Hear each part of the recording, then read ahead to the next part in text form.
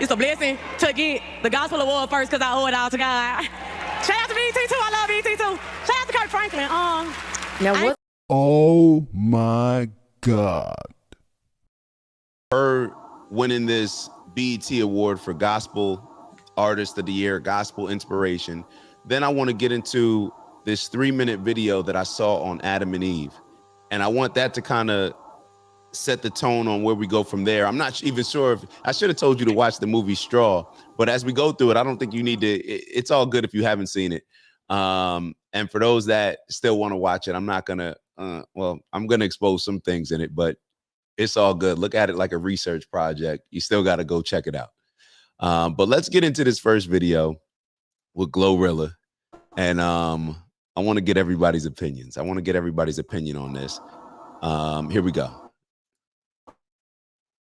After she won the BET Awards for Best Gospel Inspiration. Let me rewind it. My fault. Okay, you guys, so Glorilla is getting a lot of backlash after she won the BET Awards for Best Gospel Inspirational Award. This is my first BET Awards, even though I've been here 3 years to get nominated 6 times, 8 times. It's a blessing to get the gospel award first because I owe it all to God. Shout out to BT too. I love BT too. Shout out to Kirk Franklin. Now, what song did she win an award for? It was her single Rain Down on Me that was on her last album featuring Kirk Franklin in Maverick City. But again, a lot of people were not happy in the gospel community that she won this award. Now, Dietrich Haddon spoke out about this situation, and he says that the gospel community needs to do better. Now, me personally, growing up in the church, I will say a lot of songs on my gospel playlist is the old school songs, okay? We're talking about 90s, early 2000s, Mississippi Mass Choir. If you know, you know. I really don't have a whole lot of new gospel songs on my playlist. Now, I want you guys to listen to what Dietrich had to say about Glorilla winning this award. Do y'all feel like she was deserving of this award? Do you feel like the gospel community needs to step their game up? Do you feel like the gospel music is not what it used to be? Y'all let me know what you think in the comments below, but listen to what he had to say, and I'll talk to you later. All right, so Unc, when I first saw that, I thought of the movie. I was thinking about the movie Sinners. I was thinking about a whole bunch, and I just wonder why does every single aspect of Black culture, American culture, and it's growing to become not just a Black issue, but an American issue. First and foremost, want to give a huge shout out to everybody that continues to tap in with us, like and subscribe and join our community. If you haven't already, please make sure that you do. We look forward to engaging in some dope combo with you that can help us all elevate. So like, subscribe, and maybe even share the video if you're feeling real generous. On that note, we'll let you get back to the video. See you soon. Ew. Why do we lean into and welcome the most detrimental influences in what are supposed to be the most sacred spaces in our lives? Why do we need to bring a Glorilla who's a super, I'm just being honest, most of the rappers are an ignorant rapper who, in my opinion, is not pushing anybody, culture in a positive direction, but it seems like they try to niggerize every single thing to influence Black people in particular, but then overall culture to move in the most dumb directions. Am I seeing this wrong, or? No, nephew. No. Listen, when you're talking about history in that fashion and what we consider to be today hip-hop, the hip-hop culture has changed in such a way it's completely flipped 180 degrees from the time when hip-hop first started. But then you got to also remember, and most people your age don't remember, when Hollywood used to make two people, a man and a woman, even they were Mr. Brady and Mrs. Brady, they had separate beds. As a matter of fact, I think it was the Brady Bunch was the first time they actually showed a family, husband and wife, in the same bed. Lucy, on the other hand, her and Ricky had separate beds. Lucy. It was a quality of what we respected as Americans and what we allowed on television and broadcast, that we no longer have those abilities to withstand certain things. But to be honest, how the hell does Glorilla get an academy for anything in the church? I mean to say, she should be one of them types of women that's shaking and sweating in the muse. You know what I'm saying?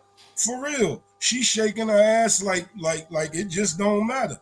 If I was her father, I might be okay with it to a certain point, but as a black man, this is what younger people live for. You in Miami, you know what I'm saying? They famous for that. All that booty shaking and hot pocket shaking and all that type of stuff. Today's culture is completely different than 20 years ago. And 40 years ago, it seems like horse and carriage versus Tesla. You know what I'm saying? There's really no difference between what people used to do, let's say in the boogie down room back in the 30s, than what they do today. Nothing's really changed. Everything's got a new name, and they internet it now. You got TikTok and Instagram and all of these other big major ways to promote negative activity. So you get that. You know what I'm saying? And like I said, you get that on a big job, because trust me, today's politics and today's society, dude, we living in some gospel times, really. Right. Like Sodom. I feel like it's Sodom and Gomorrah. And that's the thing. Like, I don't really know these stories, to like even the story of Adam and Eve. That's why I said I'm looking it up. Like, I'm noticing all these little things of how we are so tempted by our sins, and the reason why we're tempted by our sins is because they're dangled in front of us by these powers that be, the same people that claim that they're supposed to try to advance us. Now, not that I ever looked at BET as anything that was going to be a positive influence for black people, to be totally honest, but that's what they try to stand on in a lot of ways. So when I look at across the board with, and we're going to finish this video real quick, because one of the gospel artists did speak out on this and did acknowledge some of the things that we're saying here. But when you just look overall, it seems like it goes back to like Roman times, where they're just trying to put every single distraction in front of our face in order to either emotionalize us with rage and anger to hate each other, or to distract us from being okay with certain things that we'll be discussing a little bit later, like let's say happening in the Middle East. And it's just one of those things where I'm just looking back and disappointed in the majority of people that I run into that are okay with being distracted, that are okay with not using their voice to stand out and speak on certain things. And in my opinion, it's going to get to a point where things are going to crash. We're going to crash in a lot of different ways. And then people will be sitting here turning around wondering like, oh, well, what happened? Well, what happened? And it's because things didn't get nipped in the bud in the beginning, in my opinion. Or it's like we can't anticipate what's going to happen. We haven't seen this same story in the Middle East. We haven't seen this same story impact American culture, black culture. Like, we've seen all these things happen already. Well, really, yes, we have. Really, yes, we have. I was talking to Mush just the other day, and he was asking me, he was like, yo, I'm depressed about all of this. This is the first time I'm seeing this. Facts. Nephew, this happens every 8 to 10 years. Yeah. We went to war with Iraq how long ago? Before that, we was in skirmishes, unlike Vietnam, but before Vietnam, all the way, you can go back to George Washington. This is how the country got started, by a war. And they don't kick hookers out of bars. You know what I'm saying? They'll kick a pimp out of bar, but they won't kick a hooker out of bar. You know what I'm saying? So there's always a very dividing line between most people's bullshit. But today's politics, if you, an old head like myself, when I look at today's politics, because I'm a straight right Republican, I bullshit you not. I've been voting Republican ever since the 80s. Saying it was the second time I ever had to vote. I changed from the Democratic Party to the Republican Party in 1986.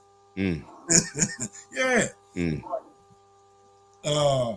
Overall, to get back to what we really talking about, this life that we live in today, nephew, the drama that you're seeing at 37, I've seen when I was 37. I also saw when I was 17, and so forth and so forth. And if you stop to ask older heads what type of real drama that they would be afraid of, it's politics. It's Dak. Just want to thank you for checking out our video and visiting the OG Network. If you enjoyed the video, please make sure that you give us a like. And if you're looking to join a community of inspired individuals striving for purposeful abundance, subscribe. And if you're feeling real generous, share the video with some friends and family. All right, I'll see y'all soon. Ew.